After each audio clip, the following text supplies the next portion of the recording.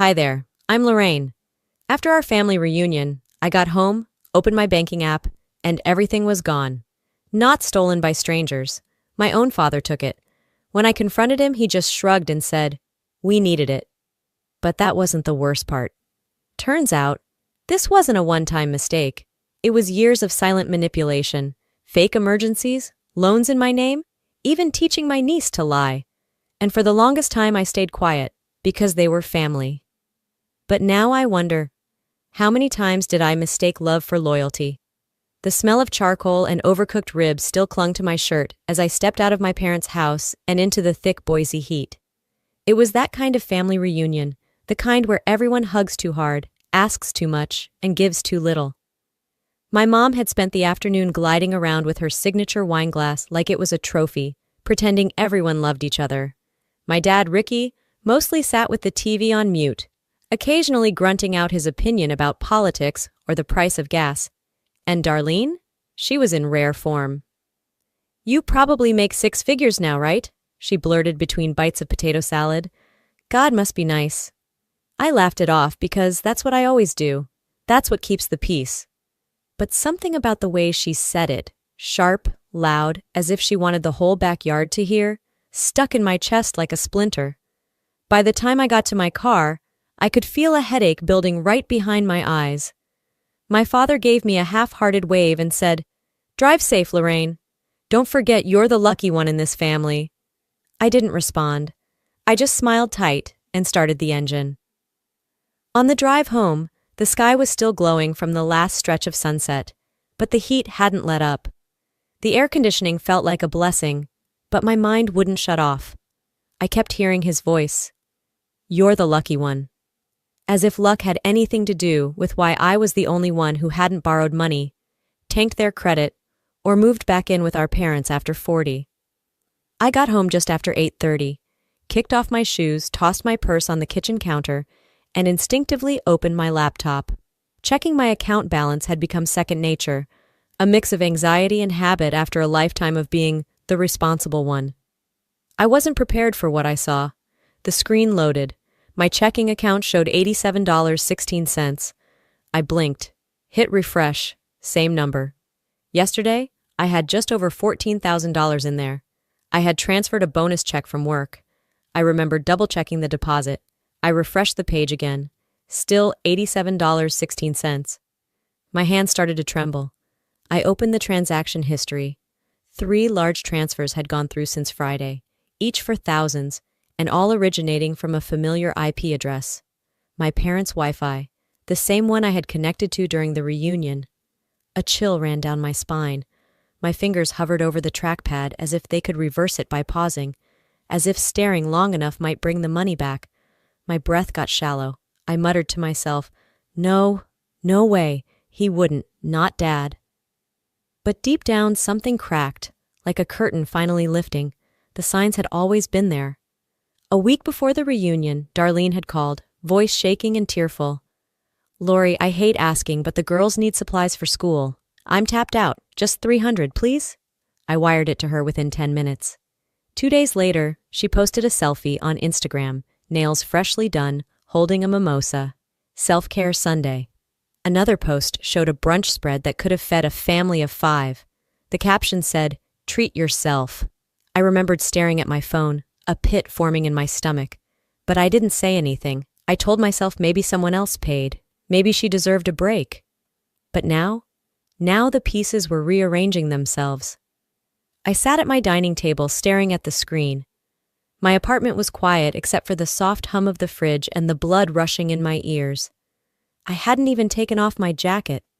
I scrolled through old mental files, memories I had buried under politeness. The time I covered her rent, just for 1 month. The time Dad's battery died, and I handed over $200 without blinking. The time Mom said, "You've always been good with money. Not everyone's like that." No one asked. They just assumed I'd help, that I should help, that I existed to help.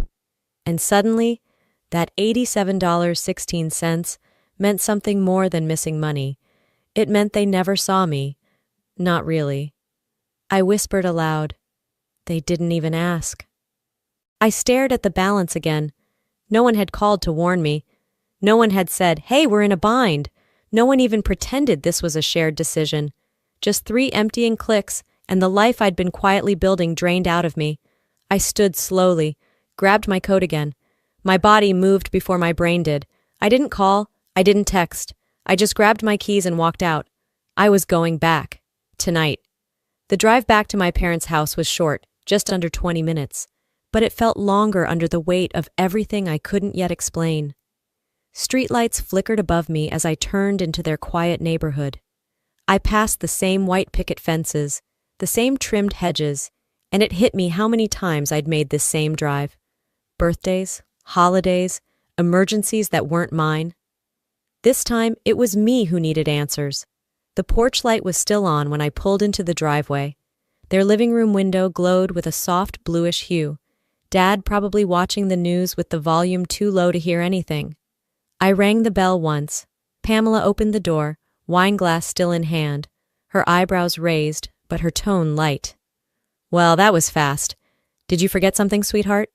"No," I said, stepping inside. "We need to talk, now." The house smelled like warm leftovers and fabric softener. Familiar, disarming. That was their trick. Make everything look normal on the outside, so you feel crazy for knowing it's not. Ricky barely turned his head from the couch. Darlene was stretched out on the armchair, scrolling on her phone like this was any other Sunday night. I didn't sit down. I stood in the middle of the room and said it. "My bank account is empty. Gone. All of it." Ricky didn't blink. Darlene didn't pause. Pamela frowned, tilted her head. "Oh, Lorraine, don't be so dramatic." I stared at her. "I'm not being dramatic, I'm being robbed." That got Ricky's attention. He took a sip of his beer and finally looked at me. "We needed it." I blinked. Darlene sighed like I had just inconvenienced her. "You're seriously going to throw a fit over money? You don't have a mortgage, no kids, no one depending on you." Pamela chimed in gently. "They were struggling, honey. Sometimes things happen. We didn't want to ask." "You didn't ask," I snapped. "You just took." Ricky shrugged, like that made sense. "You've always helped before. What's different now?" I didn't know whether to laugh or scream. "I helped because I chose to, not because you stole from me." "You're blowing this out of proportion," Darlene said, finally setting her phone down. "It's not like we ran off to Vegas. We paid bills, groceries, rent, survival." Pamela sat on the edge of the recliner and sighed, like I'd accused her of something unthinkable. "It's just money, Lorraine." "No," I said, voice low. "It's trust, and you broke it." The room went quiet for a beat too long. Then Ricky said, "You didn't say we couldn't." I stared at him, blinking hard. "Because I didn't know I had to." Darlene rolled her eyes. "Maybe next time don't leave your login info open on the family computer. I mean, that's kind of on you." There it was, that casual cruelty, that entitlement dressed up like logic. I glanced around the room. No one looked ashamed, no one apologized. They just looked annoyed. Like I was making things uncomfortable for daring to care that they emptied my savings. They'd taken the money. Now they wanted to take the narrative, too. I didn't raise my voice. I didn't cry. Instead, I turned, grabbed my purse, and walked to the door. Ricky called after me. "So that's it? You're just leaving?" I didn't even glance back. "This isn't a misunderstanding," I said. "It's theft." And none of them tried to stop me. I stepped into the night air. The silence louder than any argument. As I walked to my car, the question looped in my head like a song I couldn't turn off. How long have they seen me as their backup plan? By the time I got home, the city had already gone quiet. Boise after dark was always oddly still, like it was trying to keep its secrets. I parked in the usual spot, entered the building, and rode the elevator in silence. It was close to 11 p.m. when I walked into my apartment and locked the door behind me. I didn't even turn on the lights. I dropped my purse on the counter, kicked off my shoes, and stood in the middle of my kitchen with a blank stare. I wasn't tired. I wasn't even angry, not yet. I just needed silence, and it gave me too much. After a few minutes, I opened my laptop, not really knowing why. Maybe part instinct, part compulsion. The screen lit up, still open to my bank dashboard from earlier. $87.16. It hadn't changed. Of course it hadn't. I minimized the tab and opened my email. Search, payment confirmation. 100 results flooded the inbox. Rent payments, Zelle transfers, Amazon orders I never made, flights I never took. I began scrolling, and the deeper I went, the more a pattern started to emerge. And then I found it. 2 years ago. A collection notice from a credit card company I didn't recognize. I'd assumed it was junk back then and tossed it. But tonight, I clicked into the details. The card was opened in my name, my address. But the purchases didn't match my life. Luxury candles, streaming services I never used, grocery delivery from a zip code across town, and one of the first charges? A new iPad, shipped to Darlene's apartment. I remembered calling the company trying to dispute the account. The rep asked if I'd authorized the application. No, I said. I never applied for this. The investigation traced the application IP to one address, my parents' house. The same IP that drained my checking account last weekend. I confronted Darlene. She didn't even deny it. It was a temporary thing, she'd said, sipping iced coffee like this was just another Tuesday. You weren't even using your credit. I figured it wouldn't hurt anything.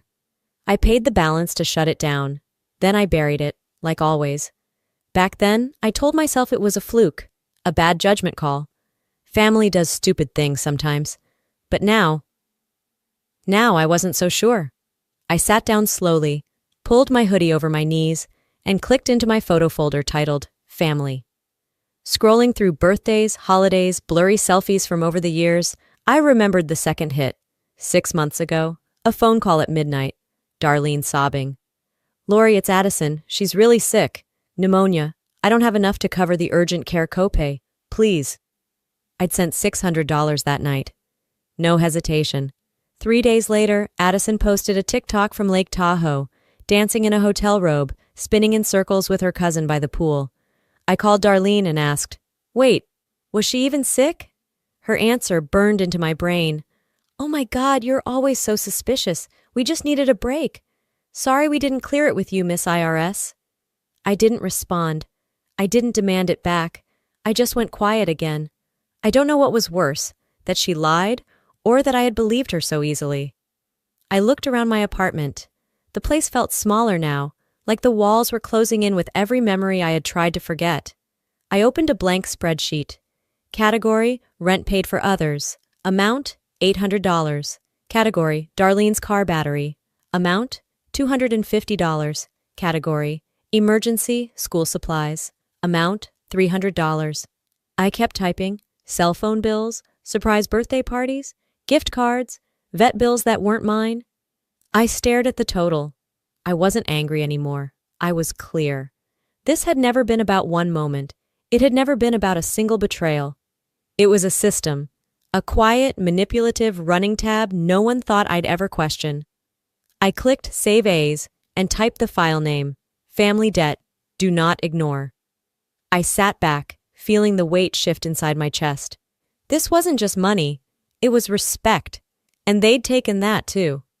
2 days passed. I didn't hear a word from them. Not a single text, not a voicemail, no apology, no defense. The silence felt tactical, like they were waiting for me to simmer down and pretend it never happened. But I wasn't the same woman they thought they could wear down. It was Thursday when I printed out every piece of evidence. Bank statements, credit alerts, identity reports. I slid the stack into a clean black folder, then set it on my kitchen table beside my keys. I stared at it for a full minute. It felt heavier than it was, like it carried every favor I never agreed to, every dollar I never offered, every time they mistook me for a doormat. By 6:45 that evening, I was parking across the street from my parents' house. I didn't pull into the driveway like usual. I wasn't here for dinner. I wasn't here for smiles. I was here for the truth. I stepped out, folder tucked under my arm. The grass was still damp from afternoon sprinklers. A breeze rattled the wind chimes hanging by their porch. I rang the bell once. Pamela answered, face drawn and unsure. You didn't say you were coming, she murmured. I'm not here to eat. She stepped aside without asking anything more. Ricky sat on the couch, reclined with a soda in hand. ESPN was playing at low volume. Darlene was in the corner chair, legs curled beneath her, scrolling like always. I didn't bother with greetings. I dropped the folder on the coffee table. The slap of it hitting the surface made Ricky flinch. "What's that?" he asked. "Proof," I said. "And the last time I'll explain anything." He chuckled, more annoyance than humor. "You're still on about that account?" "No," I replied calmly. "Now it's about all of them." I opened the folder and pulled the first page free. "Remember this? You co-signed a personal loan 18 months ago using my name. I didn't sign this." Ricky blinked. "You left your social on that tax form. I needed it. Fast. So you committed fraud and used my identity without asking." He didn't respond. Pamela stood in the doorway, arms crossed tightly. Her eyes said it all. She'd known. "We helped you," Ricky said. "We put food on your plate when you were in school. Paid for your books. You think all that came free?" "I've repaid you 10 times over," I snapped. "With silence. With rent when you were short. With gifts you never earned. You used me because I didn't fight back." Darlene finally looked up. "Oh, please. This whole victim act is exhausting. You act like we stole your soul." "No," I said, my voice sharp. "You stole something far more practical. My name, my future, my peace of mind." Ricky waved me off. "Don't act like you're some saint. We all do what we have to for family." I held up another document, co-signature verification. "I'm giving you 48 hours to fix this with the bank. Remove my name. Own it, or I report it." "You wouldn't," Pamela whispered. I met her gaze. "You want to bet on that?" Darlene stood, mouth twisting. "You're being cold, heartless even. What happened to us looking out for each other?" "What happened," I said, stepping toward the door, "is that you thought looking out for each other meant I never got to look out for myself."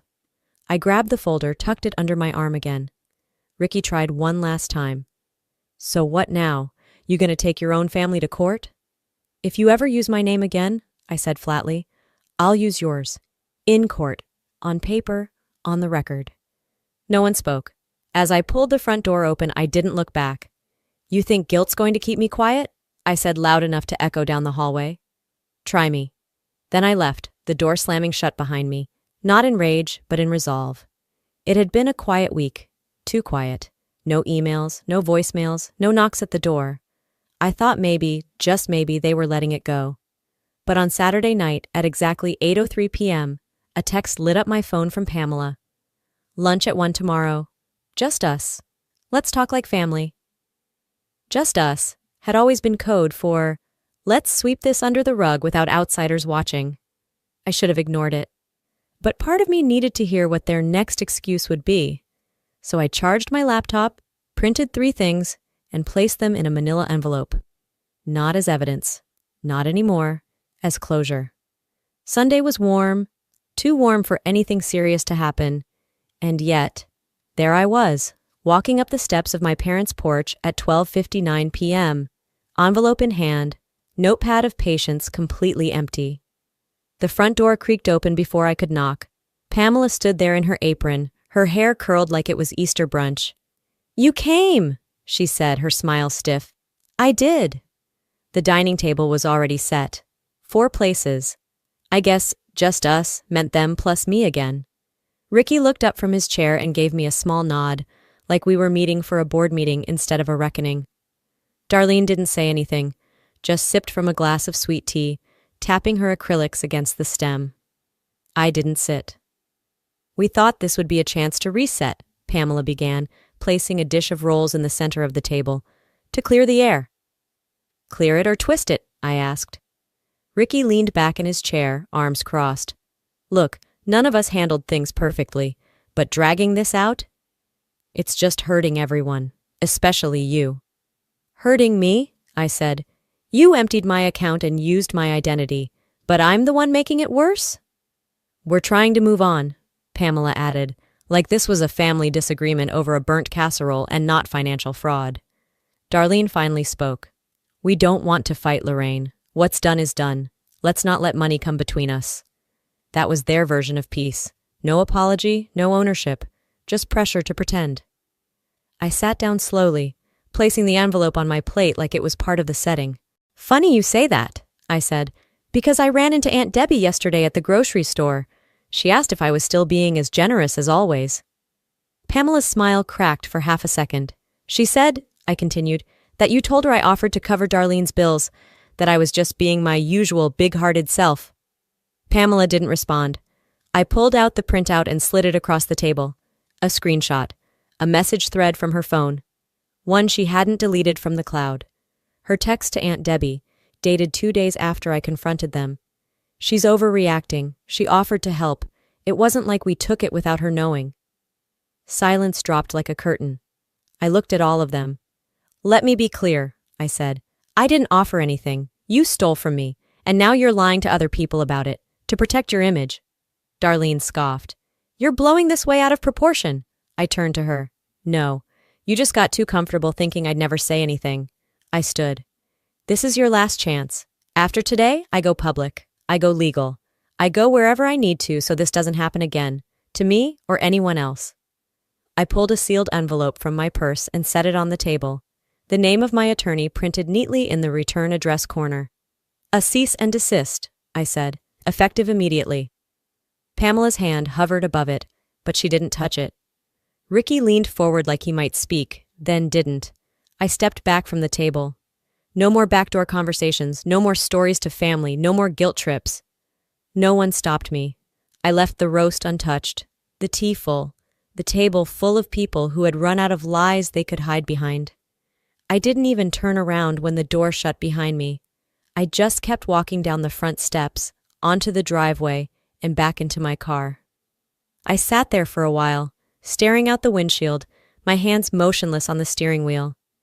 Not because I was unsure of what I'd done, because I wasn't, but because the silence afterward hurt more than I'd expected. The engine clicked softly as it cooled, a mocking quiet. They didn't chase me. They didn't yell. They didn't apologize. Just sat there, stunned, like I'd done something cruel. I drove home, showered, and let the rest of the evening pass without turning on the TV or checking my phone. The roast smell still clung to my clothes, like fake comfort. I tossed everything into the laundry basket, locked the apartment door behind me, and for once, I didn't dream at all. The next morning, I made coffee and opened my laptop. Nothing from them. No missed calls. Just a lingering bitter taste in my mouth and the sound of my email refreshing. I tried to move on with my day. I really did. I cleaned my desk, organized files, even watered the succulents I usually forgot about. But the stillness was loud and heavy. By late afternoon, I agreed to watch Addison, Darlene's daughter, for a couple hours while she met with someone from her new job agency. Addison was dropped off with her usual hug and tablet in hand. She's all yours, Darlene chirped from the hallway. Thanks, sis. Sis. The word landed differently now. While Addison colored quietly at my kitchen table, I sat beside her to check the weather on her tablet. Just for a moment. The screen was already unlocked. A messenger window blinked in the background. Notifications piled in the corner. I shouldn't have looked, but I did. The group chat name was Carver Core. It had every name you'd expect: Darlene, Pamela, Ricky, even a cousin or two. At first it was family jokes, memes, baby photos. Then a thread caught my eye. Darlene. She's seriously lost it, like paranoid level nuts. Pamela. She was always sensitive. This is just her being dramatic again. Ricky. Girl gets a good job and thinks she's Queen of Idaho. We should have never let her go to college. And then, laughing emojis. From all of them.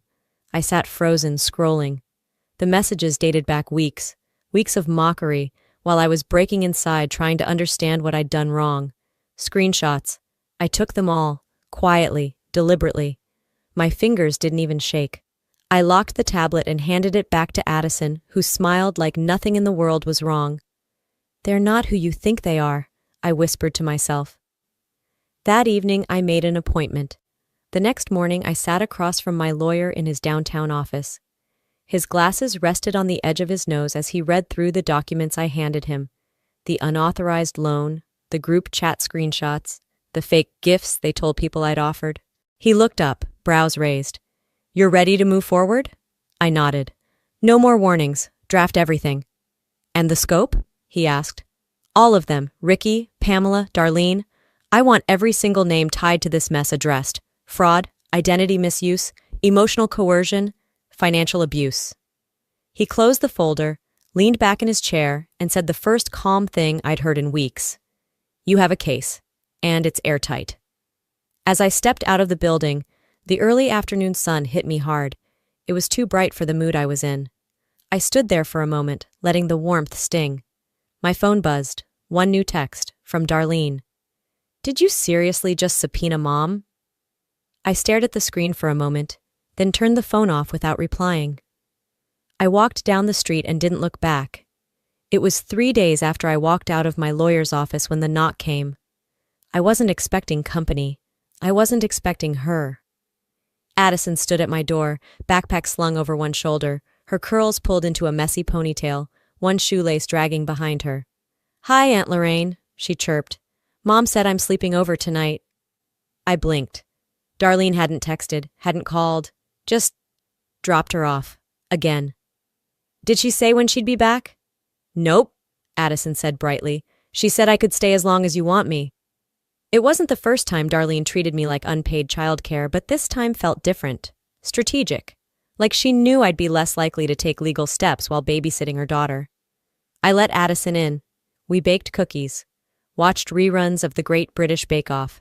She giggled every time a contestant dropped something. For a moment, it almost felt normal, until it didn't. She held up her tablet while licking a spoon and said casually, Mom said not to tell you about the iPad.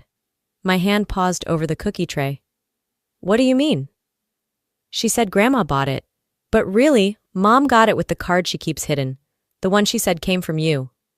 My heart stopped. She also said not to talk about my new phone, Addison added, licking frosting from her finger. Mom said it's better if you think it's a gift. I stared at her, at that sweet, honest face, and felt my stomach twist. This wasn't about money anymore. This was about shaping a child into a mirror of her mother's lies. That night, when Addison fell asleep on my couch with crumbs on her shirt and Frozen still playing softly in the background, I stood in the kitchen staring at the ceiling. Darlene wasn't just reckless. She was rewriting her daughter's sense of right and wrong. The next morning, I drove straight to my mother's house. Pamela answered the door, surprised to see me. Before she could speak, I said, Is Darlene here? She hesitated. She's in the kitchen. I walked in without waiting for permission. Darlene sat at the counter, sipping coffee like nothing was wrong. I know what you told Addison. She didn't flinch. What are you talking about? About the iPad, the phone, the credit card. You made her lie to me. Her eyes narrowed. She doesn't know how to keep her mouth shut, does she? I stepped closer. She's 10, Darlene. She's not your shield. She's not your cover story. You're teaching her that lying is how you survive. You're poisoning her. Don't bring my kid into this, she snapped, voice sharp and low. You brought her in the moment you dragged her into your web of lies. Pamela stepped between us, hands raised. Girls, this isn't helping anything.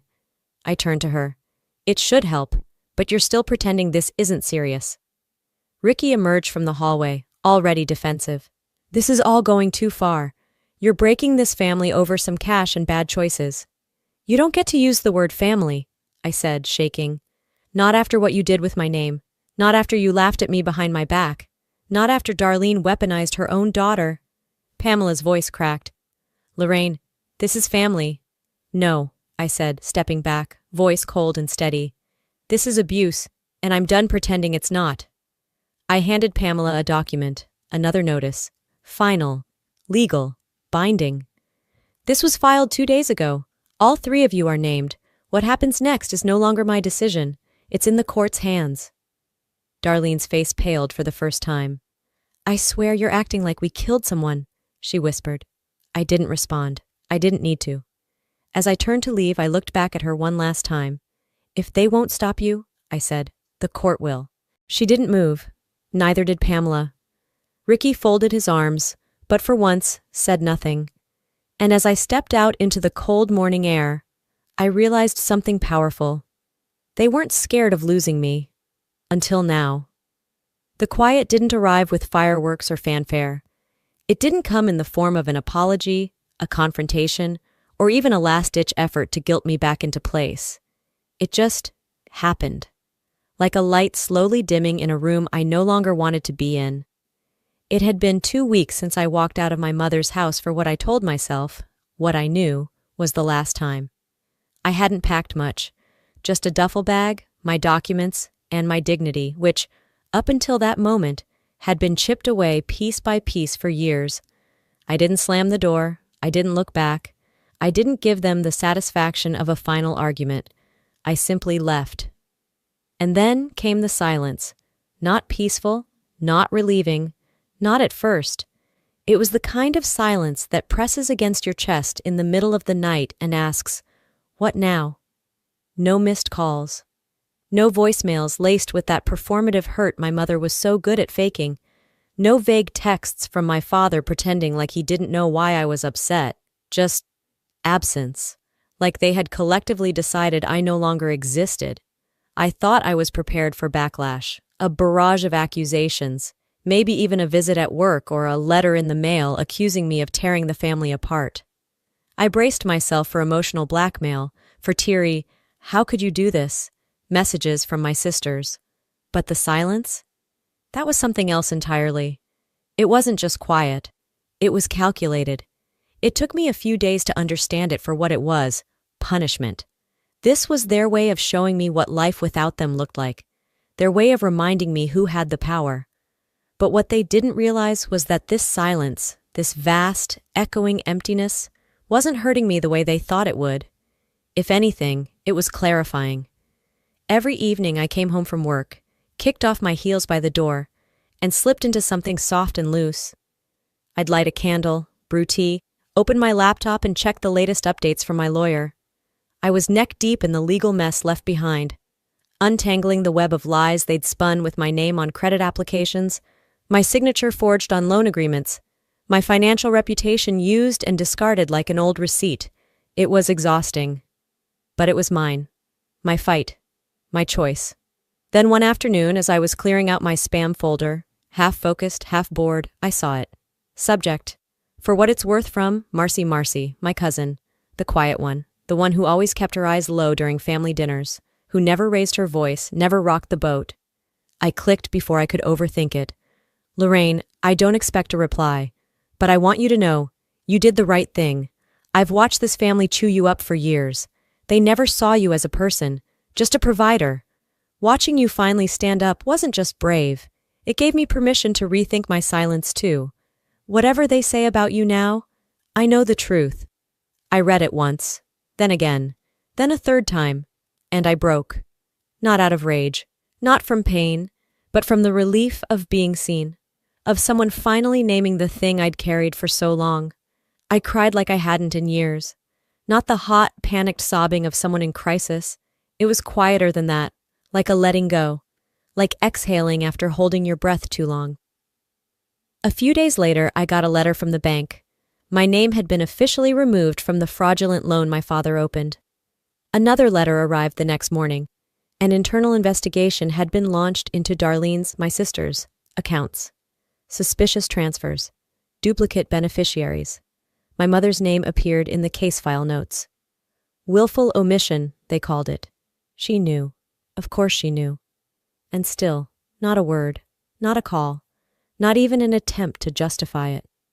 I thought that would be the most painful part. The betrayal, the exposure, the way the truth unraveled in front of strangers in suits with clipboards.